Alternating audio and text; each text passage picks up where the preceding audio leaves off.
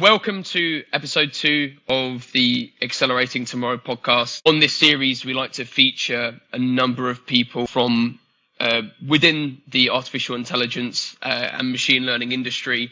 That could be founders, it could be staffing individuals, it could be just thought leaders in the space, and actually really lucky to have a great guest with us today, an individual called Rob Mallery. Rob, I've known for about a year or so now, maybe slightly more than that, and he has a really rich history in recruiting for the artificial intelligence market in general. He has a very strong blend of experience, having worked on both the agency side with some strong success, and then kind of moving more internal in kind of recent years as well. Really impressively, he was a big part of building some of the kind of supercompute teams over at OpenAI. And more recently, he has joined Magic, who have obviously been releasing some news recently as well, which we can come to later. So, Rob, really great to have you with us today. Our feature today is kind of how to set up a recruiting function from scratch as well, which I'm really looking forward to getting into. How's it all going, Rob, on your side? It's great. Thanks for having me, Matt. This is fun.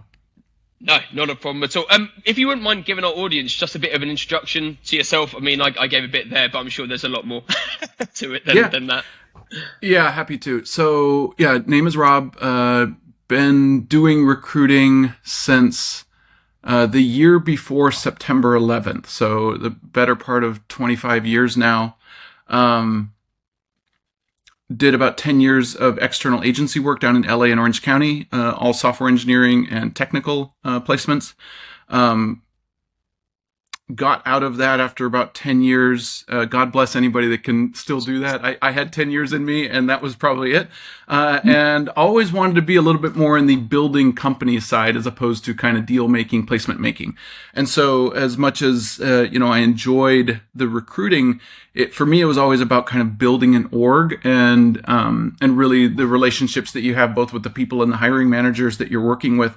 And so I wanted a lot more of that. Ended up joining an old buddy of mine from high school who was CTO of a company called Originate. So I was the 11th or 12th person there, built that company up to a couple hundred, and it was really a fun, effort in building an org that attracts the best people. We were a mix of like venture meets consulting. So we would build startups. We would take equity in startups. We would do, high-end consulting for companies that needed really good engineers but didn't have the ability to maybe hire them on their own. And so we kind of had a really fun, talent bed of growing a high-performant team. And so that was a lot of fun, kind of doing that. We spun out a company called the AI Foundation, which was a company doing digital humans. Like real-time deepfakes would be the best way to kind of describe that. Spent a few years there, had one of the foremost experts in the world, Yasha Bach, as our head of research. Also spun out a company that is now successfully through YC and doing as one of the leaders in deepfake detection. We always thought that was kind of like we were going to build the antidote, but we were also going to build the digital humans. And so it turned out the antidote was the more successful business there. And so, that's a company called Reality Defender out in New York that's doing well. And so, but when we didn't raise funds for the company AI Foundation, I found myself looking for a job for the first time since college, and OpenAI was on top of my list. Sent my resume in there and was hired to head up software recruiting. That was a lot of fun and brought me to San Francisco. Previous to that, I'd been living in Las Vegas, and had a good run there. And earlier in 2023, joined Magic. We're a much smaller company. We were 9 when I joined it. I was the first non-technical hire at Magic, and we're looking to do the same thing, safe AGI, but we want to get there a little bit of a narrower path by automating software engineering.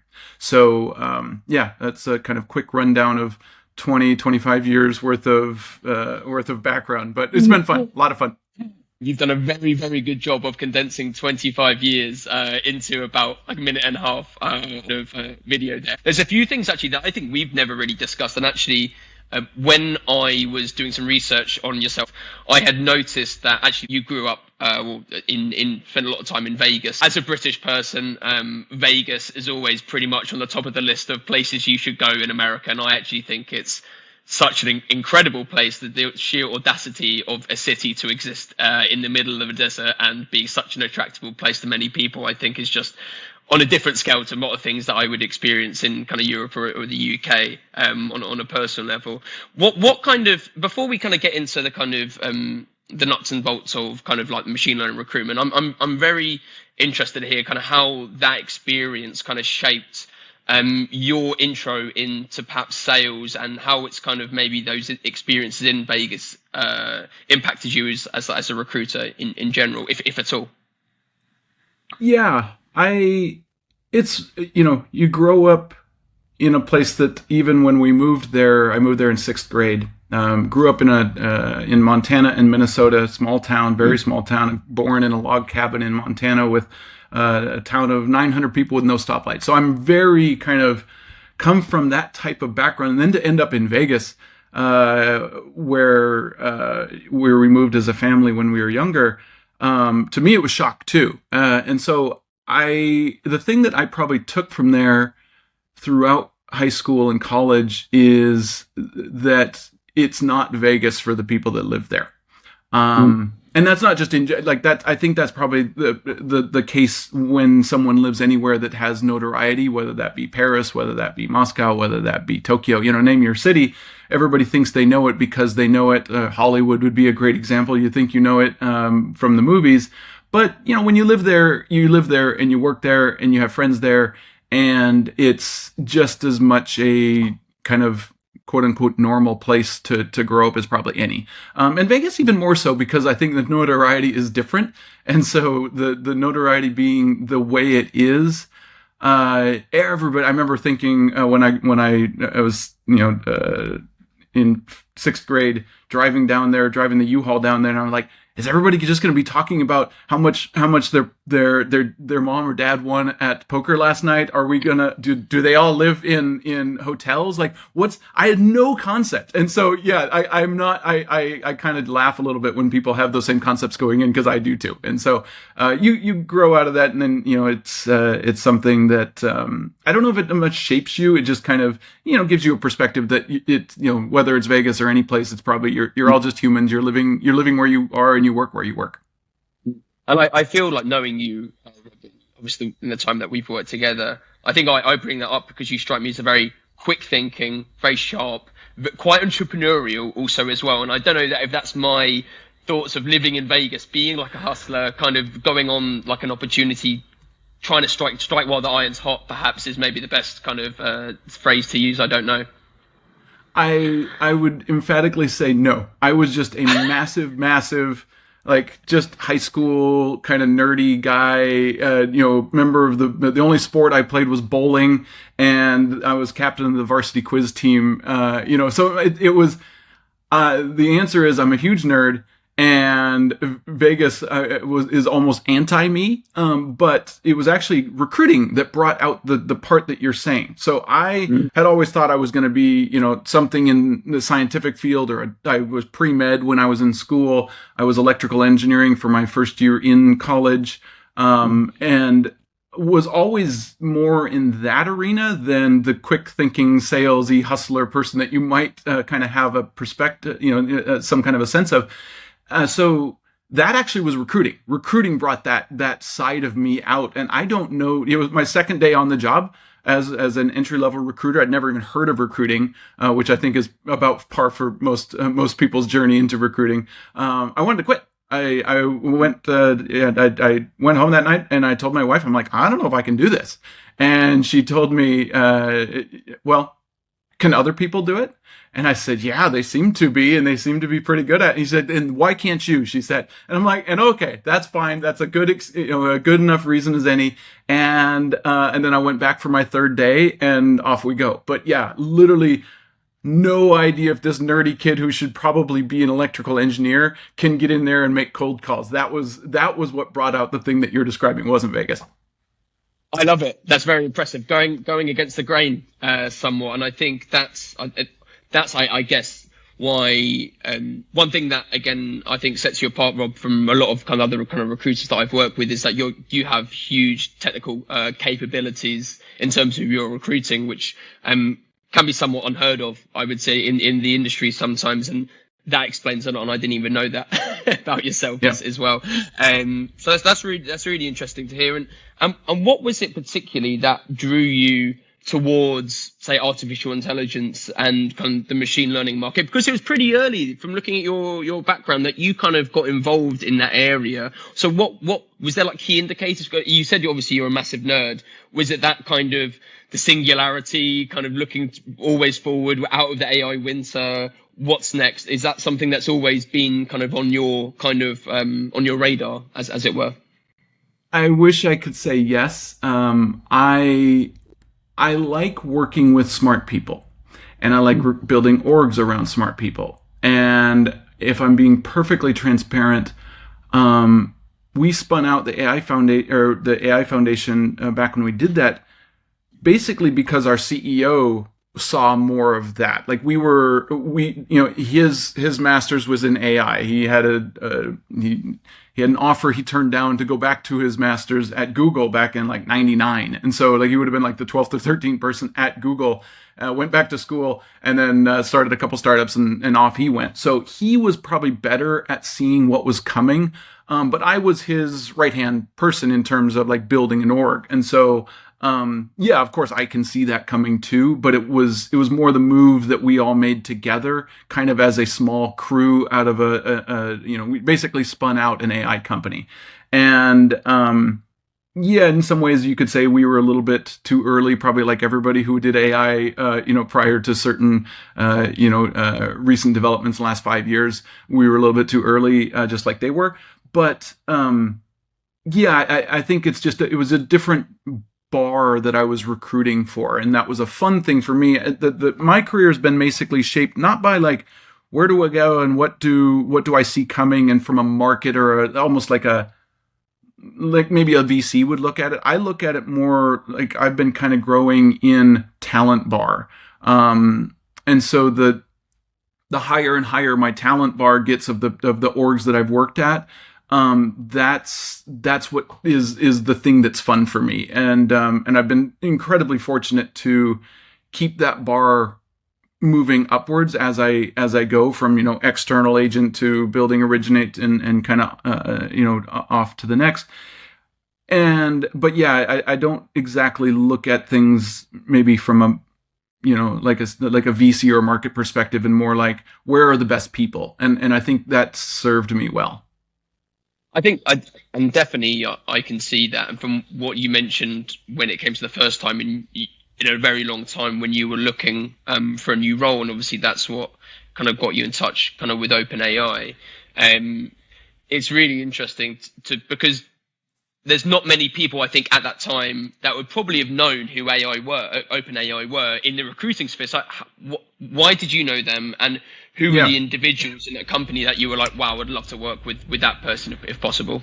Yeah, frankly, it wasn't about the individuals. I just knew of OpenAI because when we were at AI Foundation, the most impressive thing that I saw us do, we were building digital humans. And the most cool thing that we would do is hook GPT-3 up as the brain of our AI models. And so you'd have like President Obama or another celebrity chatting with you in real time, but using GPT-3 as the brain. And so much more organic, so much more just cool than what we would run into when we were trying to do the somewhat fake canned version of that, the scripted version that would be, maybe more, I don't know, palatable for customers that we would have. But you hook it up to GPT-3, and it was just kind of magical. And it wasn't perfect. Obama would go off the rails, and this other celebrity would say something you would definitely not want it to say, but the potential was there. Like, this is cool. And so, yeah, OpenAI was on the top of my list of like, yeah, I mean, I don't exactly know what's coming next, but I know you're building cool stuff, and the potential is there, and everybody's going to find out about it someday. But yeah, I think it blew up in a way that not really any of us could totally predict. Well, coming full circle, even in today in the news, you obviously saw massive potential. Elon Musk, what he rated it as a 0%. 2020 or whatever it was in those emails that I read today. So well done you for obviously seeing a far more potential than he did at that time. Obviously there's a lot more to it than that, but just kind of funny to note as well. And obviously moving to kind of OpenAI, what were you originally tasked with within the team? So the thing that they had the biggest problem with recruiting wise was hiring engineers. Like software engineers, different, and I didn't know why. That didn't really make any sense to me. I joined there when we were about 170 people, 180 people, something like that. It was November of 2021, and had to move to San Francisco. Couldn't be working remote. But the whole time I was interviewing, the question kept coming up: how would you help us hire engineers? And it just never really made sense that they could be not good at that. And so I think maybe that was part of the reason that I got the job, is I was just incredulous that they even had a problem with the thing that they were asking me to do. But that was how I looked at it. I was like, I don't see a reason why you'd be good at hiring the best researchers in the world and less good or not as good or even not good at all hiring the best engineering talent. And so, yeah, that was basically what I was put in charge of is okay, Rob, fix the software hiring problem, and that was what I was really the big problem that I was there to help solve.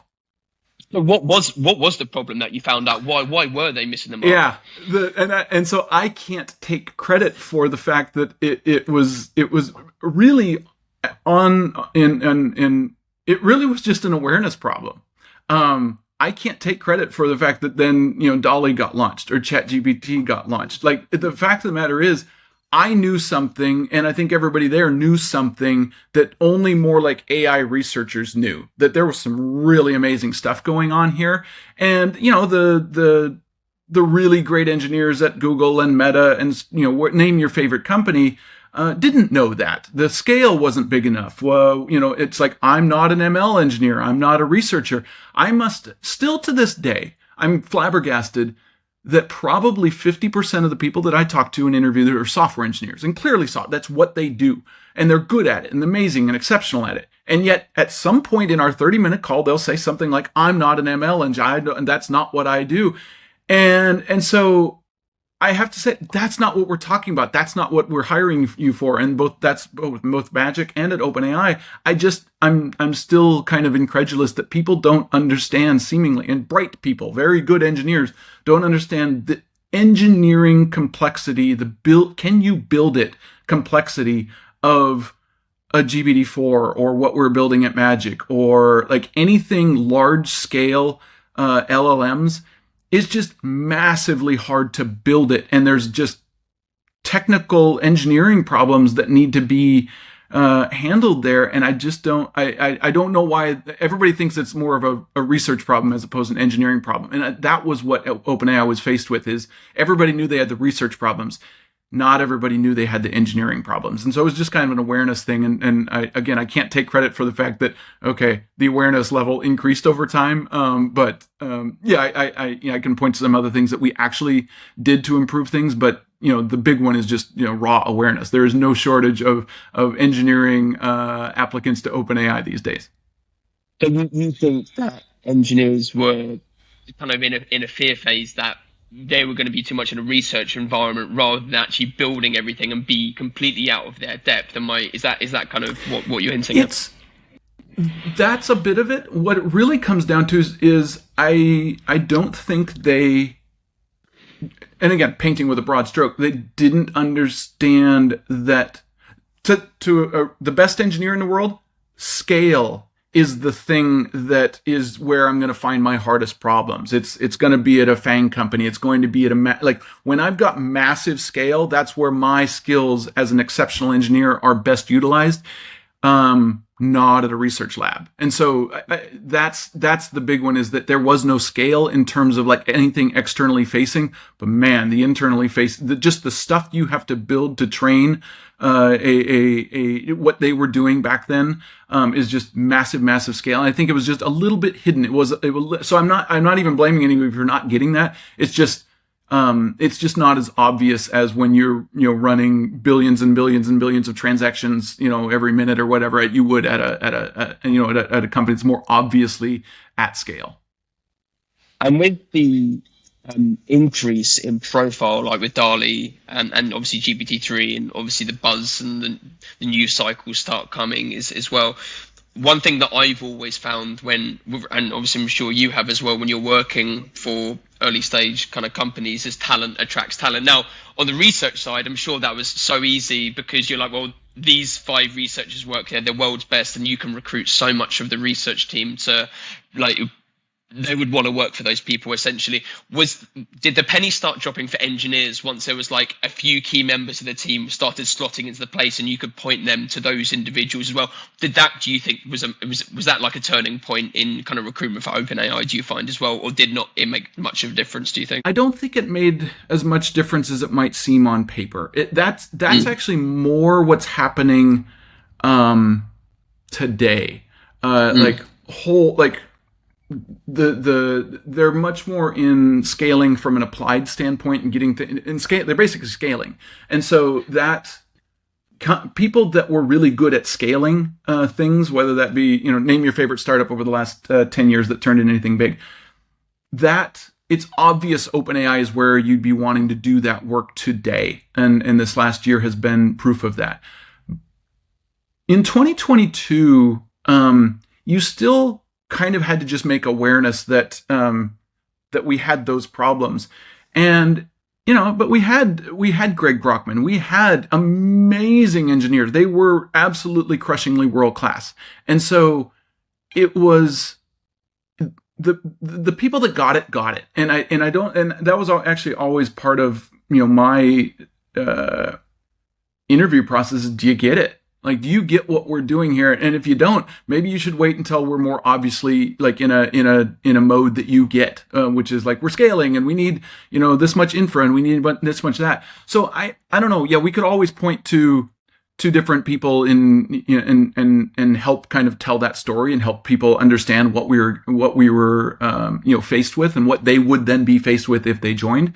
But it was never a hard sale if you just got it. Like you see what's going on here, because the talent was there. Like they had, like I said, crushingly good engineers. And so it was just more about the general larger awareness that again they understood it first, and then the next wave understood it just the same, and then the next wave. So it was just kind of an increasing wave of everybody getting it. Okay. Was there? You mentioned Greg Brockman there as well. If you need to wheel out the big guns and try to get an individual on board, was there one person that you definitely put on a pedestal and said, well, we've got to get X involved to try and sell them as well? Who was that individual, if at all? I mean that's Sam. So I don't, but yeah, of course, like for any kind of pre-closing or post-close, like we've made an offer. If we want somebody at the company, then you make sure that they know that we want them at the company and answer any questions they have. There's no, definitely no strong arming or anything like that. Like at the end of the day, recruiting, as you probably know, is sometimes about convincing or like just showing somebody the answer that they should already know it, but they just maybe don't know it yet. So it's actually about informing rather than, I think a lot of times recruiters get the people look at recruiters sometimes as you're manipulating someone, or you're in the business of making someone do something that they otherwise wouldn't. The fact of the matter is, when done at the highest level, all you're doing is kind of showing somebody something that they should be doing but they don't know yet, or giving information that helps them make the best decision for them. And yeah, that's how you close somebody. You just give them all the info that then they make the best decision for themselves. Me and you, Rob, we're cut from the same cloth. I think I repeat the same thing to my consultants every day, and I think there's huge credit in in what you say, because all you've got to do is present the information to someone to help them make the right decision for themselves. I think it's very difficult when you're working with people sometimes, because they may say one thing but actually not feel that. And our job as consultants is really try to work out what they want and get to the heart of the matter and really get to know them, because people, you get confused by recruiters, you get confused by companies, you get confused by offers, and what it all comes down to is you as an individual. And if you know that person well, you can obviously try to give them as much relevant information as possible to guide them in the right direction, which is hopefully obviously the company that you're selling for also as well. You and the same thing I would teach a team full of consultant recruiters as well is you got to detach yourself from that. Detach yourself from the from the outcome.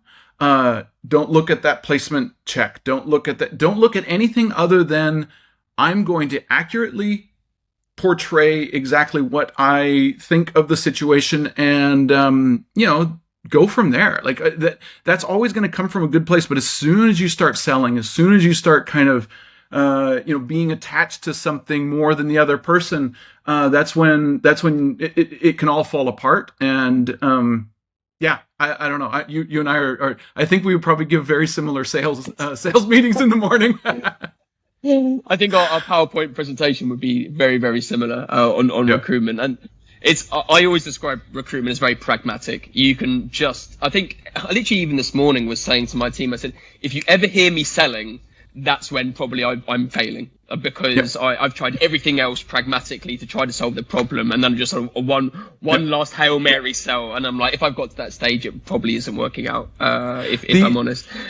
The other thing that just a quick side is our first meeting, my first meeting as a recruiter, the first thing that goes on the whiteboard every single time we would bring in a new recruiter, again, just entry level, out of school, we would say, what do you think we're doing here? And you'd get all sorts of answers. We're selling people, we're selling this, we're doing that.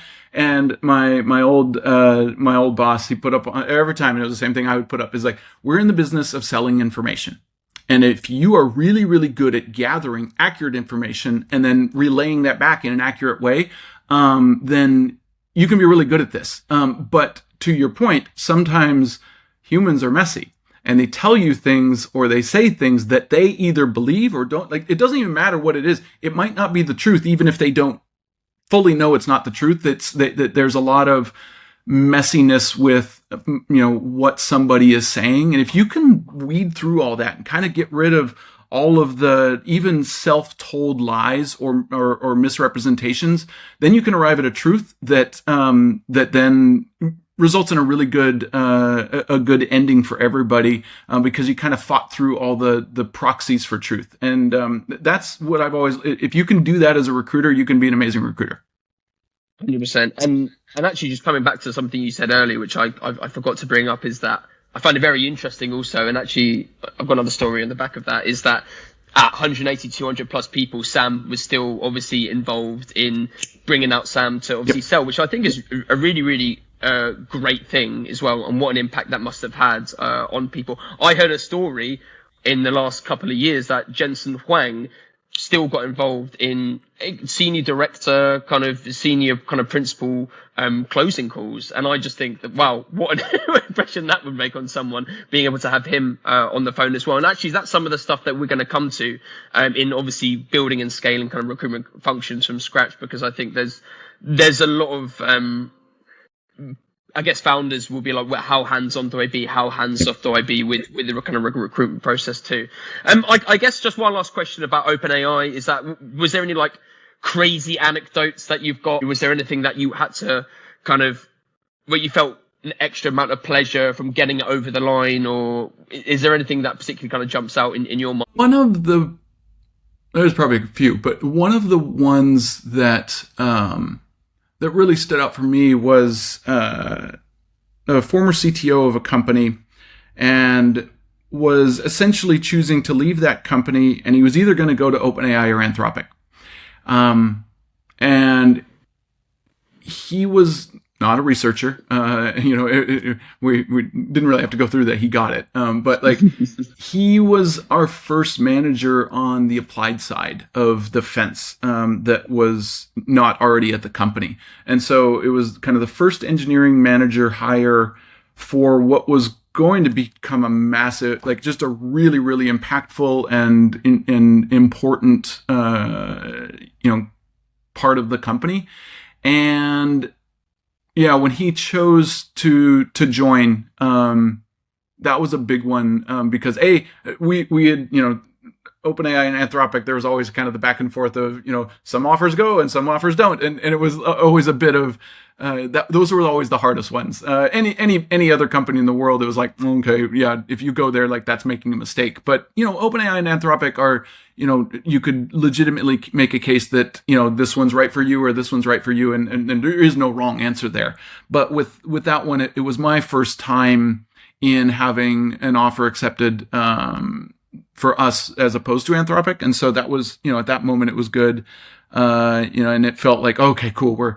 Got that one off the plate too. And now we can start scaling this team out and growing this team out. Now that we've got, the leader in place, those are, that was a good one. I guess the other just kind of fun anecdotal, like I never knew we were launching ChatGPT. I think sometimes that's like, I had no idea. Like when we launched that, I didn't even know what, it was, I had to hear it from outside, and it wasn't because of like closed AI, not the Twitter reason. It's just like, it was so not a thing. Like, and I think that's kind of funny that, yeah, we did it and it was, but it was something that, wasn't like most companies that would launch the best, the fastest, best product in the history of the world. Everyone in the company, like, this is launch day. And like, you can only imagine what it would be like at most companies. And here it was like legit low key research preview. I didn't even know. That was really crazy. I mean, the launch of Gemini, it felt like it was 3 years in the making after the whole debacle. And you can tell just from Jeff Dean's Twitter, like there was a lot of thought that went into just the launch of it. So no, it's same. Yeah, exactly. Well, so when you were kind of recruiting, again, we're kind of talking about it a bit more now, but when you were recruiting engineers, it was AI agent. Were you saying, hey, you're going to be working on some really complex AI problems, AI infrastructure, but can't really know too much about what you're building yet? And so were you kept at arm's kind of distance? How much looped in were you to what you could tell people about the project that they were working on? No. We like knew everything. It was just that was so.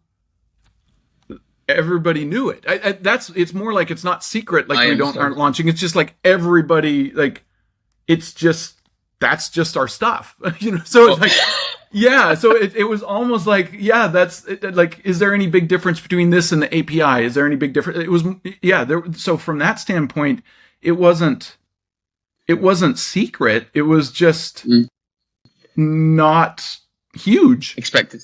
Yeah. Okay. Just like, it was just, And I think everybody's surprised to the degree that like it wasn't like anybody really could have probably put that together in some way. It was a different form factor, and it just kind of blew up in a way that that it was everybody's first exposure to like frankly real like next level AI.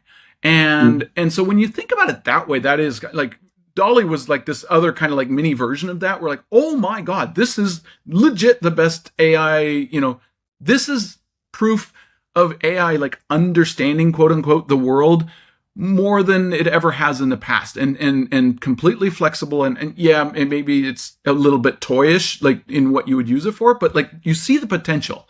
And so, yeah, I think that was just, the watershed moment when everybody kind of saw what everybody at OpenAI just clearly knew. And yeah, so in a way that it surprised us from that perspective. And I think everyone had been following, myself personally, obviously, I've been working this market for a while now, and I was following DeepMind, as everyone, so closely. And I mean, I always direct people to the AlphaGo documentary. It's a good one. That blew my mind when I first watched it. And so I thought the first people that, I mean, obviously we have AlphaFold and all this amazing research, but the impact of ChatGPT that it has had on society and the future of AI is just Crazy. So it's interesting to hear kind of your take on actually how it kind of unraveled there as well. You came away from OpenAI and you chose to move away from that and join Magic. Very interested to hear kind of your take on your decision making within that process and what drew you towards Magic in particular. As much as I thought building a massive company was the thing that I'm like, oh my God, I didn't get to do that yet. I would love to do that. I realized that what I really, really enjoy is the earlier stages of that. The thing, like, I like it when not everybody knows it. And I know that that's probably weird, but I enjoy the helping everybody else know it and get it. And you know, I wasn't going to get to do that anymore. It was now like what post ChatGPT, it was essentially resume review. And a lot of it, so I'm now spending 100 to 120% of my day doing a thing that, I'm good at that. I can do that and it's fine. But I didn't get to do all the other things that I'm uniquely capable to do. And so, just needed that smaller kind of palette, if you will, to paint. And when you've got a smaller palette, you have to be more creative. You have to figure out different ways to do things. It's not so, like, you can get anybody in to kind of review a bunch of, L7s at your favorite company resumes. Like that's, and then schedule interviews for them. That's not hard. And it's not even, frankly, to me, even interesting. And so I think that's the thing that it just kind of became crystal clear is that, I don't know if growing the best company in the world is the thing that I'm built to do, or scaling the best company in the world is the thing that I'm built to do. It's more like I like getting a company to that point. And we'll see what happens down the road. But that was the decision that I came to, is that it's fun. I'm a startup guy. I don't know. And I don't know that I didn't fully realize how much I missed the rest of the stuff that comes along with being the first, non-technical or first recruiter into an org. I forgot, like, OpenAI was by far and away the largest company I'd ever joined at 170 people. So I think that's the other thing that, like, they were the one that I would join if ahead of any. I couldn't do a Google, I couldn't do a Meta, I couldn't do, like, it's just not something that's, I probably last 3 weeks. But they were the hedged version of that. Like, well, if I'm not going to be in charge of recruiting, this is the one to be at. And then I found out that, like, I'm a startup guy. Yeah, I definitely, I couldn't imagine you working at Meta right? and Google. Like three weeks if I'm lucky. I can maybe do 3 weeks from it. Day one, you're like just out the door. Yeah, you take a free massage from one of the chairs at Google. Where's my hoodie? I'll take my hoodie, my pen, and my lunch to go, please. But obviously, like, different strokes for different folks, right? Yeah. And I guess in terms of what was it that got you so excited about Magic? What was it about the CEO Eric's vision that really kind of motivated you to get on board? Yeah, I mean, so I was introduced to Magic by one of only, 4 or 5 offers that had been turned down at OpenAI, and it was for a research engineer that took a job at Anthropic. And I pinged her and said, "Hey, do you know anything that would be interesting as a next step?" And she's like, "I think my friend Eric at Magic is looking for you." And so I sent my resume into a job that was the operations lead, and I am not an operations lead. I told Eric as soon as, but the operations was recruiting, and so it was basically they were advertising for somebody to handle recruiting, but they called it an ops lead. And I'm like, well, that's not me, but I can definitely handle the recruiting piece of it, and I hope at some point we hire an ops person. And but we're doing the same thing as OpenAI. We're safe AGI, make sure that goes well for everyone. I don't think I could work on any other problem at the moment. It's the most impactful thing, and maybe the most important thing humans will ever do. And I want to put my time and effort toward that. It's also, we're doing it in a way that I think has always been, like, totally doable, which is to automate software engineering. I remember looking over one of our engineers' shoulders when I was at AI Foundation, and I'm looking over his shoulder. I'm like, oh my God, like why can't we do better? You're still tapping on all these keys. Like we should be able to build a model that, like, we're an AI company. We should be able to like get closer to helping you or automate that. And I went to my CTO at the time. I'm like, why can't we'll build a model? And he said, well, it would take more code than has ever been written, and a bunch of reasons why it might not work. And then like a year and a half or two later, Copilot gets launched. And I see, that's what I'm talking about, more of that. And so at Magic, we're doing more of that. And we want to get to AGI by way of automating software engineering. And Eric, our CEO, is just different. He's probably the most remarkable and unique person I know. And it's apparent within minutes. Everybody who invests knows it too. Everybody who joins knows it too. And so like that, like him thinking deeply about AGI since he was in high school and how to get there, getting behind that is easy. And being a part of the team that kind of makes his dream for humanity happen, that's easy. And so, I know we're still many billions of dollars in funding behind some very, very competent crew, but we've got the things that it's going to be fun to see what happens. But like it was not hard to see it. It was just immediate, and anybody who meets Eric and the rest of the team, frankly, is just incredible and so driven and so this is what we're built to do, and building building that crew is something I feel like I was built to do. So yeah, it's a really, really, really amazing match.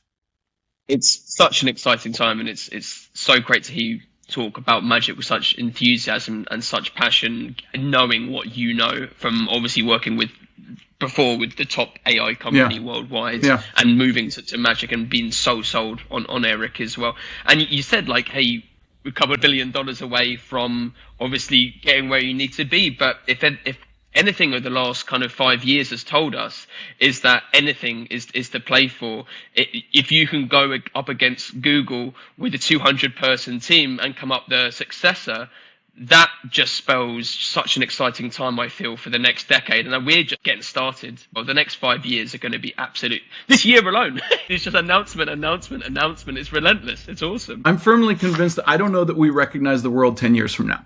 So yeah, the next couple years, this year, are just going to be just seismic. And it's exciting to be in the middle of it. But yeah, it's coming. And I to facilitate Eric's vision, obviously your vision for scaling the Magic team, you need a lot of really brilliant engineers on board as well. We have a great network of engineers and scientists. So, I mean, what kind of people are you looking for? We're looking for difference makers on world-class teams. We're looking for when you've got an amazing team and they're able to do like really like great big things, and then you look at the one or two people on it that without them the rest can do stuff, but they can't do the hardest thing. That's what we're looking for, and we're going to build the whole company around that profile. The funny thing about it is that it's not an experience-based profile.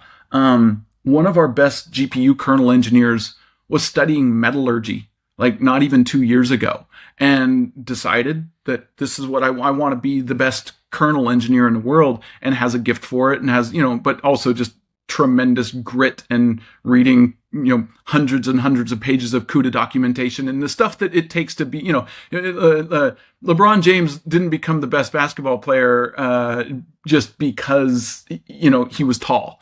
The amount of work that goes into being great at something it probably outweighs talent, but man, you do need talent, and there's kind of, a general horsepower that you might need. But that's what we're looking for, is that combination of just tremendous grit and horsepower mixed with a desire to be really, really good at something. And but yeah, it's when you're on a team like that, you're the difference maker. Or if you were put into a really, really good team, you'd quickly become the difference maker. And you might not even know that you have that potential until you get on a team where like you looked up to everybody, and then you're kind of making things look easy or straightforward that they can't even do. And if you start sensing that, whether you're in high school, whether you're in college, whether your first job, that quality can scale, and we will bring that out of people that have that possibility. So the thing that we want to be the best in the world at, in terms of hiring, is it's easy to recognize it when it's like they already have a year or a 10 years worth of that background. But man, if you can find that before anybody else finds it, if you can find Greg Brockman before he joined Stripe, that's a pretty good hire, And so that's what we're looking for is that type of profile. Find them early if you can, and then if they're looking for a job, because they would definitely not look for a job 2, 3, 5, 10 years down their career, that's good too. Like if we can build a company and a team that attracts the people that have already been there, done that, then that's amazing, and we're doing a good job of doing that. But if you can find them earlier, that's even better. Yeah, and I hear things like you're saying, like grit, like horsepower, like talent, determination. There's people that want to work for an early stage startups, like considerable risks involved. Yep. And I think in some of our conversations that we've had before, it's like finding, OpenAI, it's like finding the best 5 people there, and those are the 5 people that we need at Magic. And like you say, finding those people before they're at those companies is the real challenge. How do you go about finding the needle in the haystack within the haystack? Yeah, well, as you and I both know, we've been trying that for a long time, and it's hard. There's only so many people. We've built the GitHub scraper. We do web scrapes of all the scientific papers and that have been at any conference for the last 5 years, and then have our CEO and others on the team kind of like swipe right and swipe left on what we're interested in. So like we put a lot of effort into kind of just surfacing that talent. There are people that win coding competitions. That's kind of maybe a precursor. People that win different awards and hackathons. Those are great little sound bites and data points that you can look at. But a couple things that we've found successful is just like a really interestingly good or hard open source project that might not have been it maybe didn't blow up, but it was good and really hard. And somebody that did that, like they had all the things that we're talking about. And so we've made a couple hires like that. It's easier to see it once somebody progresses in their career. The problem is generally when people have this capability, 5 years and they're a founder, like there's not, or they're making $2 million a year at name your favorite company. So you've got a pretty limited window usually to find what we're talking about. But we're trying to ultimately build a company around as close to that profile as we can, and it's as hard to find. Yeah, for sure. Yeah, I know the struggles. It's actually easy to find. It's easy to find because you just point to all the founders of amazing companies. Like they have a lot of what we're talking about. So it's easy to find. It's hard to like time it or find it before it's obvious. Yeah, I feel, and you mentioned like GitHub, kind of similar profiles, just platforms a moments ago, and there's a big thing within that, and I think the accessibility of information now worldwide, with again like GitHub, like Stack Overflow, and all of these online repositories for engineers to go on and contribute and add all parts of the world. So now it's not just, hey, you need to find people in the US, it's a whole global problem. It's someone in a random country might be figuring out this problem far before anyone else. And I guess it's the race to talent is global now, because you can't just, I feel, look in the United States. You've got to be looking bigger picture if you'll be trying to be truly competitive as well. And actually that leads us quite nicely to our feature section, which is how to set up a recruitment function from scratch. Something that obviously that you have a good amount of experience with. When is the right time even to get like one person to come in and help out on recruitment? So it's probably different for every company in terms of what your aim is. I can't last 10 minutes if what you're wanting to do is kind of scale, hire 3,000 people to do outsourcing for Salesforce plugins. You're going to be the best Salesforce plugin company in the world. I wouldn't even be able to do it. But somebody else would love that. They would love the first, like their opportunity, or maybe they've done this before, to build a big company like that, and put in all the process and put in all the procedures and build out the engine that would allow that company to then be built and grow and form.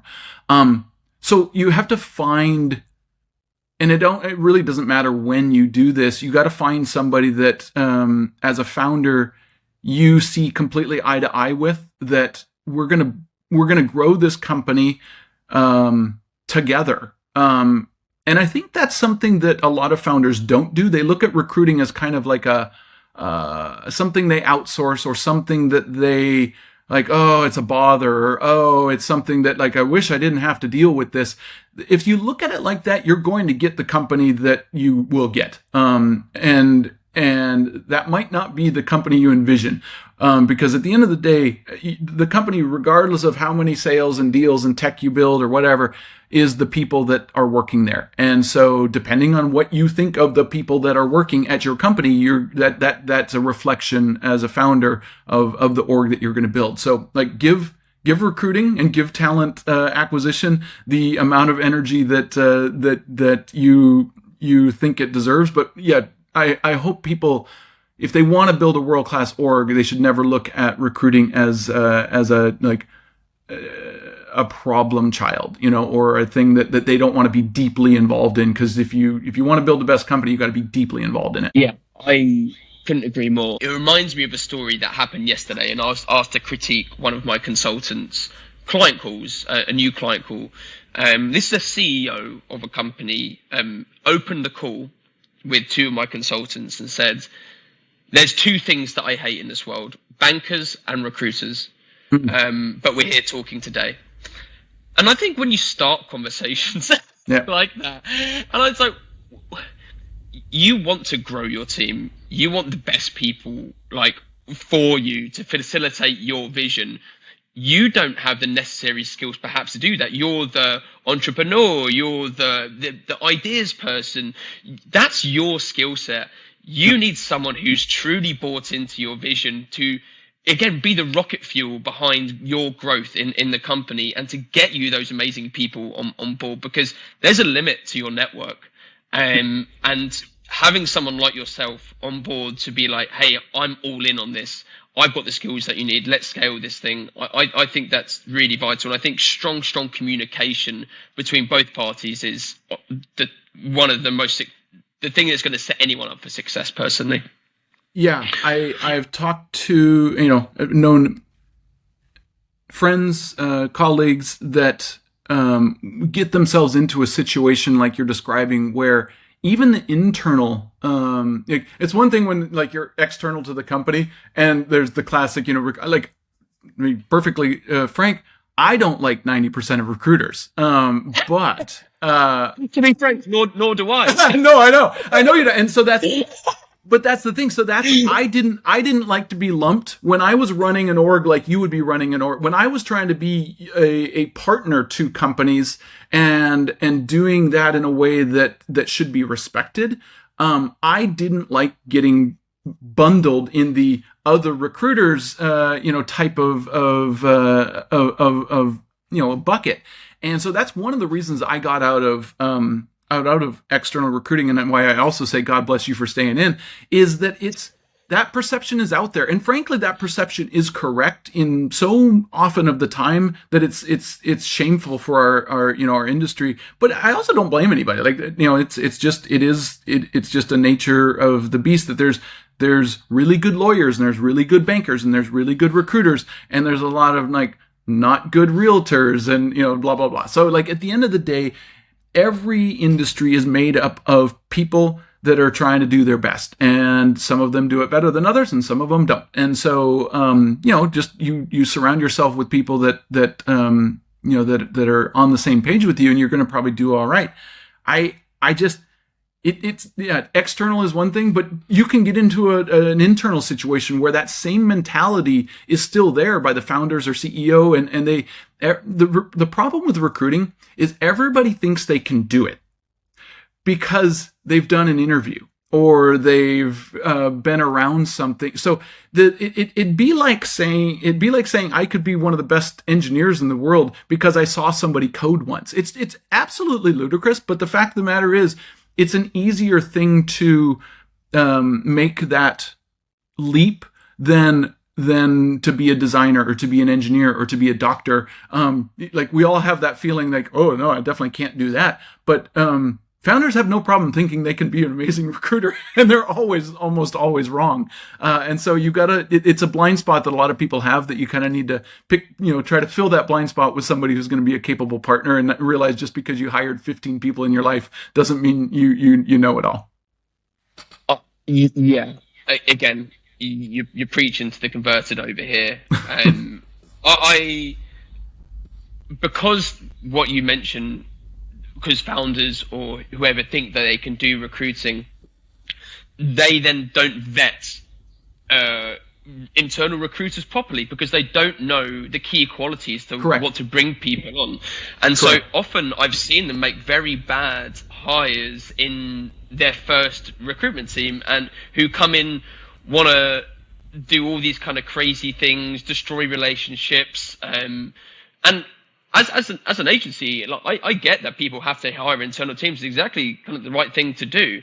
However, there should be a good period of trying to like make things work in some aspects in a way with existing suppliers or the internal infrastructure, and then use that to your advantage and try to move forward from there. I guess what advice would you give, and talking about vetting for internal recruiters, would you give to founders in terms of what due diligence would you advise that they do whilst interviewing internal recruiters for their first hires? It probably helps to have even an advisor on that, because often founders might have a better idea to hire like their CTO or their CFO than they would to hire their like head of people, head of talent, and I think it happens all the time that founders, they would never hire a bookkeeper to be their CFO, but they might hire like the equivalent of that on the recruiting side, when what they really need to solve is some talent and organizational problems. And what they see is just a bunch of bookkeeping problems, and that's usually going to miss the mark. And so you've got to have somebody. You've got to have somebody maybe that you trust to let you know when you make the right hires. Funny thing is, if you hire the right person, doesn't matter where they're coming. They can probably grow into a role or whatever. So I would never say like that you can make bad hires just because maybe they don't have the experience. Like, let somebody grow into it. The key is that it's just, I don't think that if you have the opinion that you're kind of outsourcing recruiting, or it's a problem and I want to solve this problem, but you don't give it the love. Obviously the founder that jumped on the call with you is like, they probably don't give it the love and the attention that it deserves from them.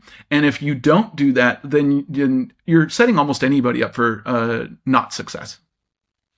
I think if they've had experiences, really bad experiences, and they generalize the whole recruitment industry in that way, which is fair enough, because as we said, the official stat is 90% of recruiters aren't too good, unfortunately. It's just a valid opinion to have. They might view things as very transactional. So it's like, well, anyone can do it. It's quite transactional, and actually they don't actually have a core understanding as to what a brilliant recruiter looks like and how to vet for those kind of brilliant recruiters as well. And I guess we kind of touched on it a little bit there in terms of culture of recruiters, but in terms of the technical team, With those kind of, I guess, the first 10, 20 hires of a tech team, you're obviously very keen for raw horsepower individuals to kind of get involved, and people who can solve really, really complex problems, who are going to be doing the core work of the future of the product, right? How important is it to kind of balance cultural and technical capacities when making those initial hires on the technical team? When your company is small, every hire is outsized, and so you've got to really make sure that any one person you're bringing when you're still, less than 10, less than 20, even less than 30 people, is that you just put an extra little bundle of influence on top of anything that you see them doing or could do. So hopefully you're skewing everything toward the hires that would be nothing but like positive. And if you can start with a really amazing core that are both affecting the way that everybody works and everybody performs in the culture, you're building your culture with each individual hire. And so you got to be very mindful of that. The problem that most companies run into, whether it's early or later, is you kind of just start looking at things like jobs. And I'm going to hire a person that can do a job. And if you do that, great, that's what you're going to get. You're going to get a bunch of people doing jobs, and hopefully you've essentially built a massive transactional organization. And that can be great. That can be like a perfectly good exit or outcome or whatever anybody's looking for from their company. That could be exactly what you need. But if that's not what you're looking for, if you're looking for something that is going to challenge the way that maybe people do things, if you're going to make breakthroughs, you probably need a little bit of a different culture than a bunch of people just sitting in a seat for a paycheck.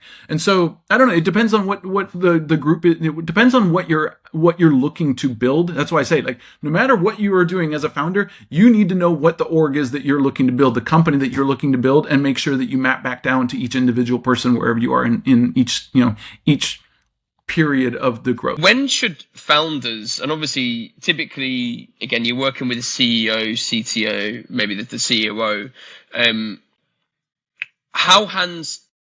guess they have to be very hands-on at the beginning of the process because it's just them, but when is the right moment for them to start relinquishing some of that power and empowering the people that they employ to make those kind of hiring decisions, if at all, during those kind of initial kind of...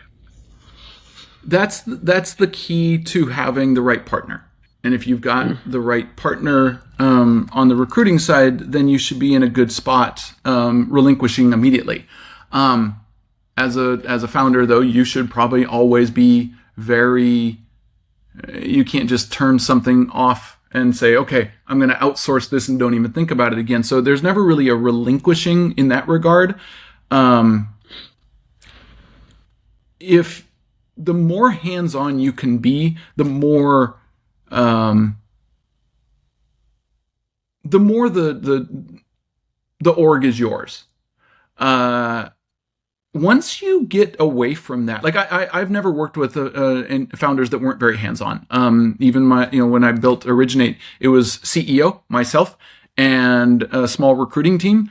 And CEO would do every final interview. And we scaled it up to 200 people. He said, I don't see us getting, if we got to 1,000, maybe I'll start rethinking what I'm doing. But I still have plenty of time.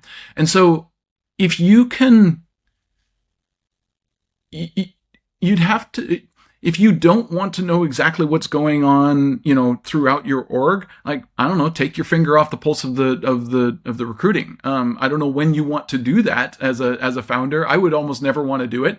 I think you can do more with less, in terms of people and resources than most, books would say you normally can do. So I find it fun to solve problems in cheaper, like, more efficient ways, both from money and a people standpoint.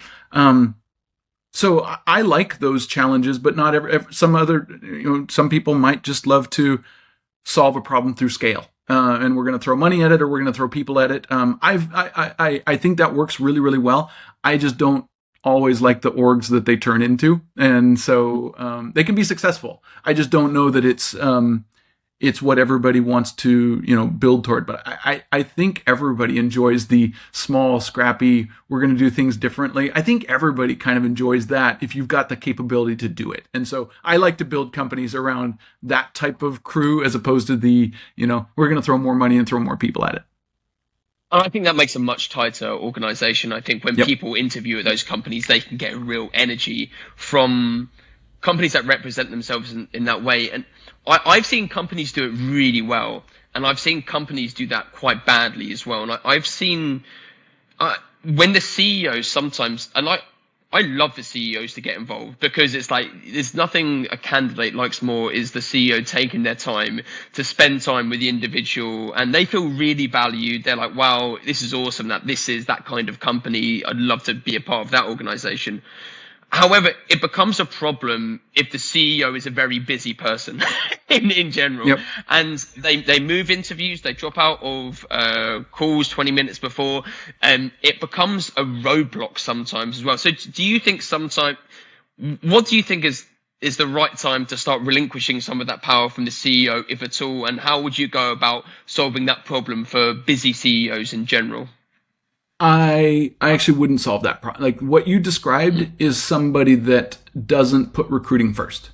And I know sometimes you can't, but my CEO at Originate, who was also the CTO at AI Foundation, and Eric at Magic, I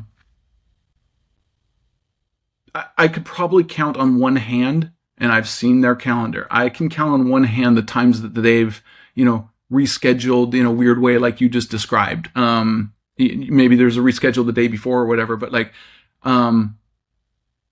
but they deeply, deeply care. And so I think what you're describing is you either need to care more or you need to kind of give this up.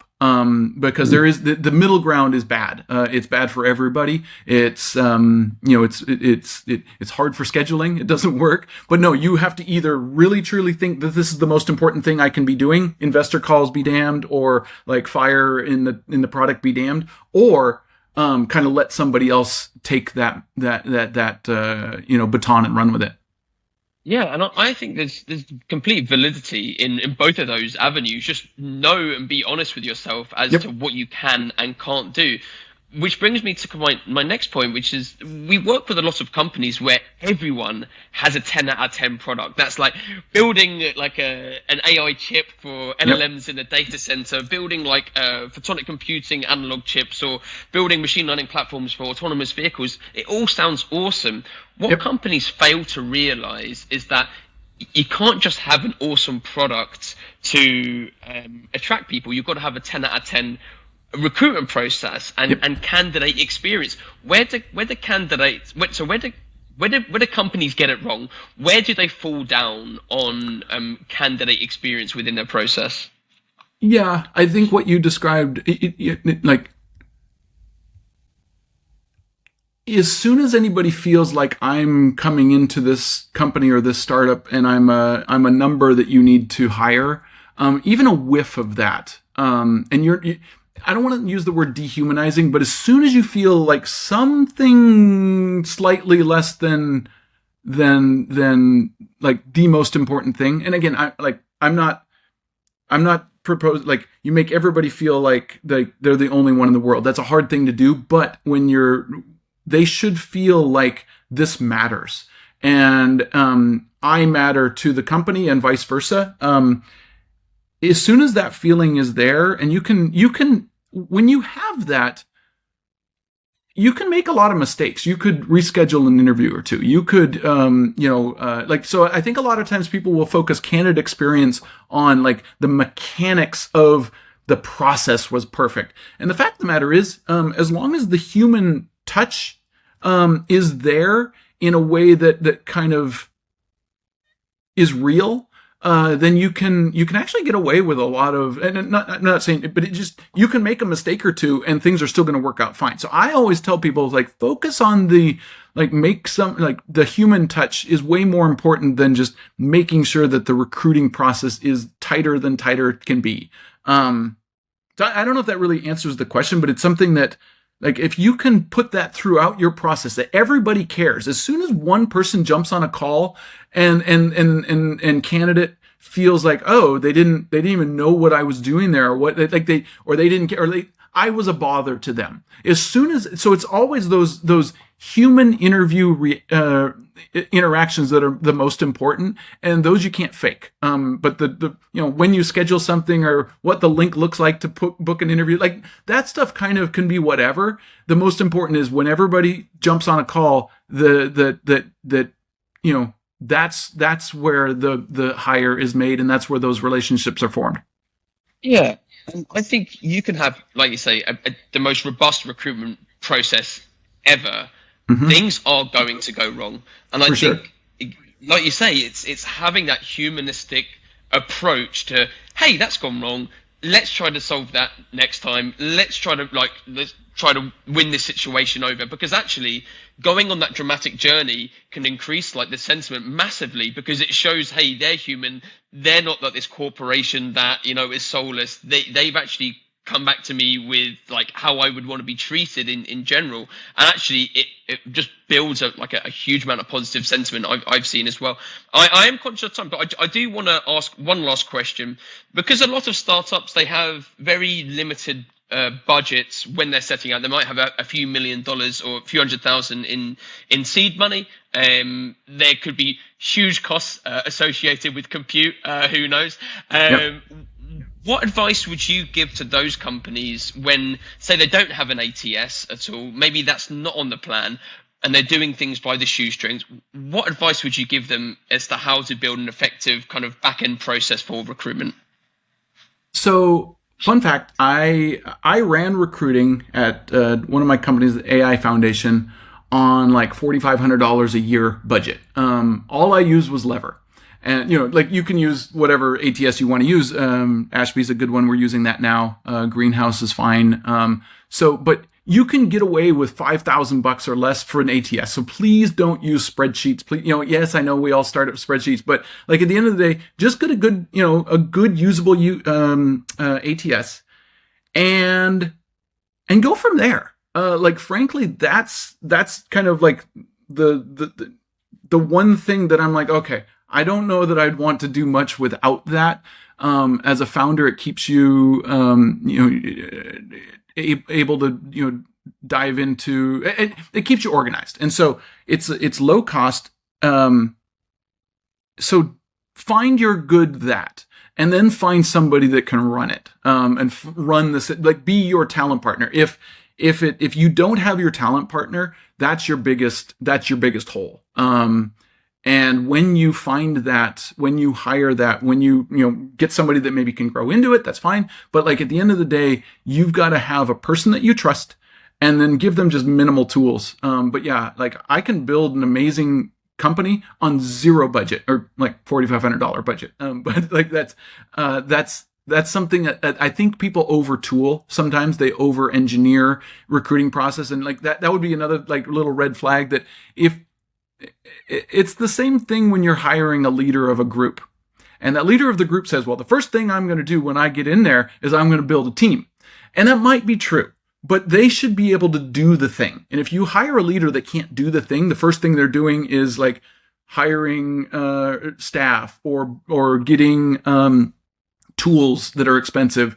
I don't know that maybe that's not the right person for you. So like as a startup, you have to hire leaders that are able to still do the thing and do it efficiently. And I think a lot of early recruiting orgs end up getting bloated with tools that everybody thinks that is going to solve this problem, and frankly, they don't. They can be a nice help once you've got some stuff already put in place, though.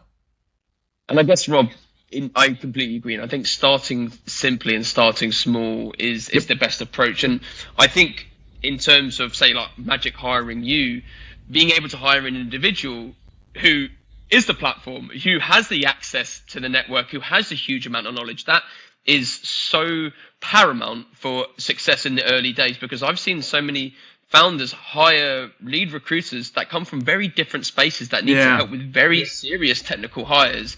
And again, it comes down to a real lack of understanding. So I think Magic have definitely chosen the right one with you as well, given obviously they knew what they were doing.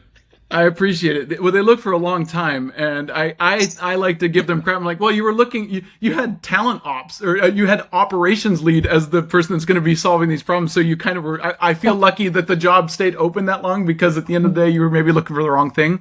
But no, it's definitely, I appreciate that. And the other thing that I would throw out to founders is, please don't hire somebody that the only thing they've ever done is worked at Google or Meta or Stripe or whatever. Like, they will not be able to do the thing that you need them to do.